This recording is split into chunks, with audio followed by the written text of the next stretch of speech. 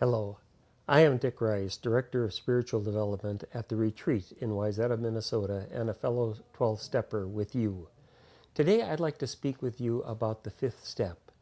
We admitted to God, to ourselves, and to another human being the exact nature of our wrongs. I have had the privilege of receiving 850 fifth steps. Don't ask me how I know that, but I do. And I'm always amazed at the relief and peace that a person feels when they've made a good fifth step. It's a lot like losing 10 pounds just like that. Another way I have of saying it is the person has taken all of the loose baggage or luggage of their lives and they've turned it into carry-on luggage for the rest of the trip, namely the rest of their lives. What is it to do a fifth step? We simply and straightforwardly acknowledge our resentments to God and to another human being, what caused them, what the effects have been, what our own part might have been. We acknowledge our fears and the part that they have played in our lives. We acknowledge the ego that has gotten in the way and that we've tripped over so often on our way to trying to be our true selves. We acknowledge our dishonesty. We take a look at the sexual stuff that might have gotten wrapped up in all of that. Many suggest that we also explicitly acknowledge the wrongs that we have done to other people, and we've done a fifth step. Dr. Paul Tournier, a noted psychiatrist, says something that I agree with, and I want to get his words exactly as he says them. I wish to stress the importance of confession, or the fifth step, being detailed and concrete. Those are the words that I like of his so much. Detailed and concrete. He goes on, it is the precise detail which it costs us most to bring out into the open, but this is the only way to make sure that the acknowledgement will be effective. I agree with Dr. Tournier.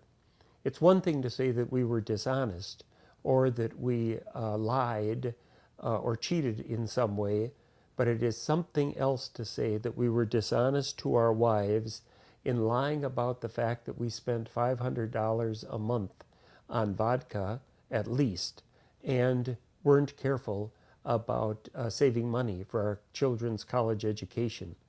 To be concrete and specific makes all the difference in terms of doing a good fifth step. The wisdom of the fifth step is simply that we will only have the courage to do that if we know that we are being received by the caring God of the third step.